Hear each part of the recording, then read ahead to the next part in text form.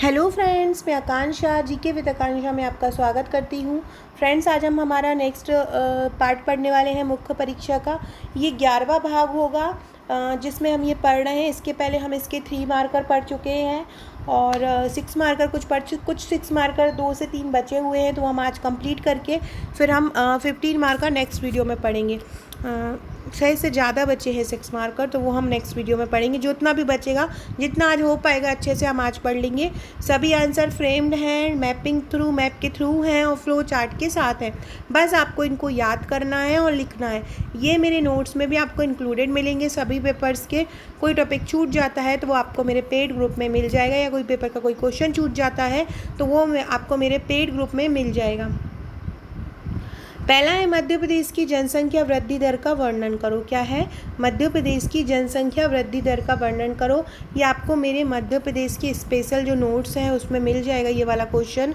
वहाँ पे सभी क्वेश्चन को कवर किया हुआ है और उनमें तो किया ही किया है, साथ में मैं इसका भी PDF आपको उसी ग्रुप में डाल दूँगी। तो इसको हम कैसे लिखेंगे? सबसे पहले हम थोड़ा सा इंट्रो दे देंगे, फिर लास्ट में हम उसके पूरी जो विषय वस्तु है वो लिख देंगे और लास्ट में हम उसका निष्कर्ष लिख देंगे। हर आंसर को हमको ऐसे ही कंप्लीट करना है। पहले हमको उसका इंट्रो दे देना है, फिर जो पूछा गया है वो उतना लिख देना है, बीच में एक पेज हमको लिखना है। क्योंकि 6 मार्कर का है तो चाहे 6 मार्कर का हो या 2020 के अकॉर्डिंग 5 नंबर का हो, हमको इतना ही लिखना है। तो मध्य प्रदेश की जनसंख्या वृद्धि दर का वर्णन करो। देश की 6% जनसंख्या मध्य प्रदेश में रहती है। भारत की कितनी प्रतिशत जनसंख्या मध्य प्रदेश में रहती है? 6% रहती है। 2011 की 15वीं जनगणना के अनुसार मध्य प्रदेश की जनसंख्या स्थिति इस प्रकार है। अब हम पूरा जो डाटा है मेनली मुख्य उसको यहाँ पे लिख लेंगे। फ्रेंड, चैनल को सब्सक्राइब जरूर कीजिएगा। और इसके पहले मैंने 2018 का इतिहास का पूरा पेपर सॉल्व करवा दिया है विद फ्रेमिंग, तो आप वो इसके पार्ट में प्लेलिस्ट में आप जाएंगे तो MPPSC मेंस 2018 सॉल्व पेपर लिखा होगा, वहाँ पे आपको इसके पूरे पार्ट जो है वो मिल जाएंगे। प्रदेश की कुल जनसंख्या कितनी है? 7,26,26,809। पुरुष जनसंख्या कितनी है? 3,76,00,000। महिला जनसंख्या कितनी है? 3,50,00,000। मध्य प्रदेश में 1000 पुरुषों पे महिलाएं कितनी हैं? 931। ये हम डाटा लिखते जाएंगे पॉइंट वाइज में। सर्वाधिक लिंगानुपात 10:21 बालाघाट में तथा सबसे कम कहाँ है? भिंड जिले में है। मध्य प्रदेश की दशकीय जनसंख्या वृद्धि दर कितनी है? 20.3%। दशकीय जनसंख्या वृद्धि दर है 20.3%। जबकि भारत की अगर देखी जाए तो भारत की 17.7 है। मध्य प्रदेश की 20.3 है और भारत की देखी जाए तो भारत की 17.7 है। सर्वाधिक दशकीय वृद्धि दर कहाँ मिली? तो सर्वाधिक दशकीय वृद्धि दर जो है इंदौर में है। 32.9% जो वृद्धि दर है वो इंदौर में है। जबकि अगर सबसे कम की बात की जाए तो सबसे कम वृद्धि दर अनूपपुर जिले में है, 12.3%। सर्वाधिक दशकीय वृद्धि दर इंदौर में है 32.9% और सबसे कम वृद्धि है अनूपपुर जिले में 12.3%। मध्य प्रदेश में 0 से 6 आयु समूह के बच्चों का लिंगानुपात 918 है। सर्वाधिक लिंगानुपात 978 है बालाघाट में।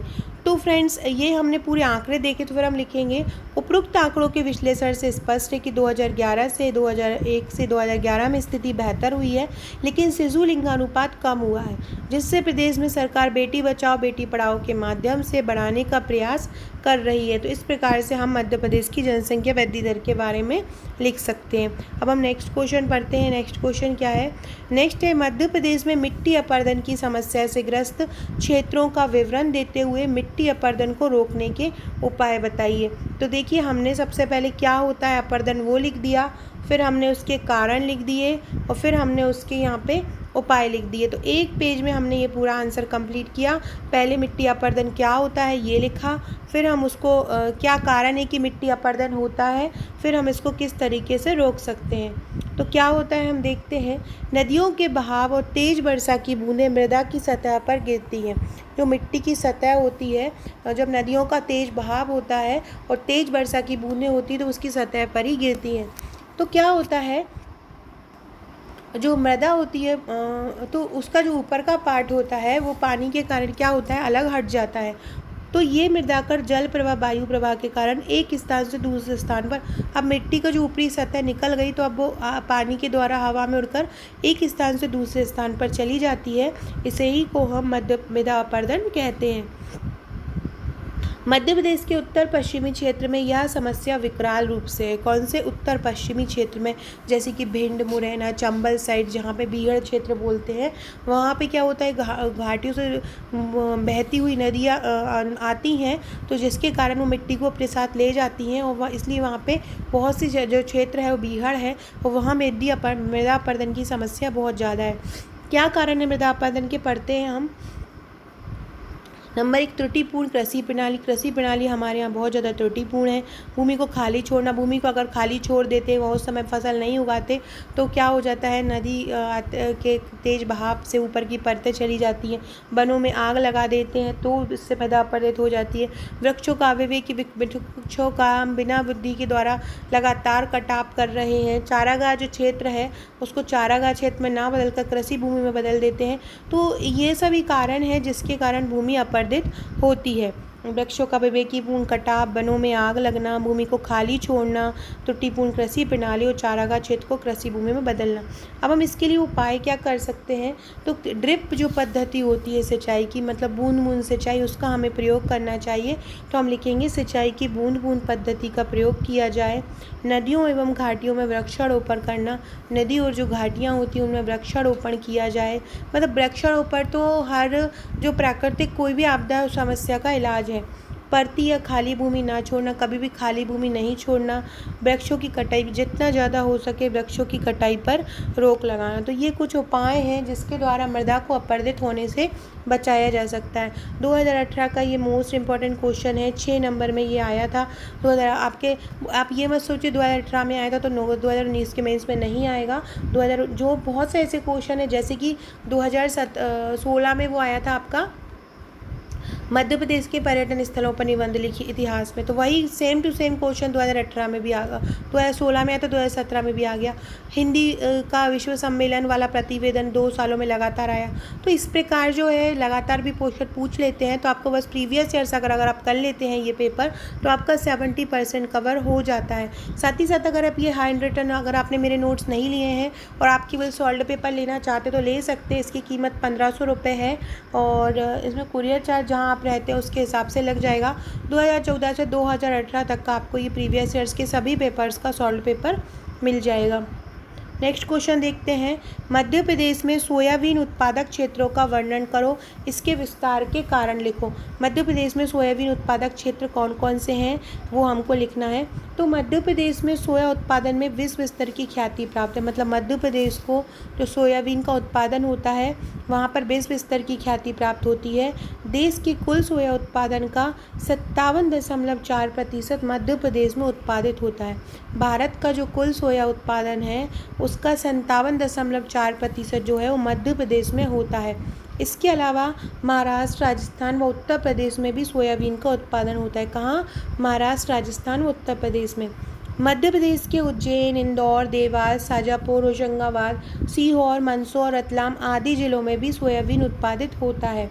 मध्य प्रदेश में 1994-95 के अनुसार सोयाबीन का औसत उत्पादन 952 किलोग्राम हेक्टेयर था। 94-95 में वृद्धि कब देखी गई थी? 1980-81 से मध्य प्रदेश में सोयाबीन उत्पादन में वृद्धि देखी गई थी।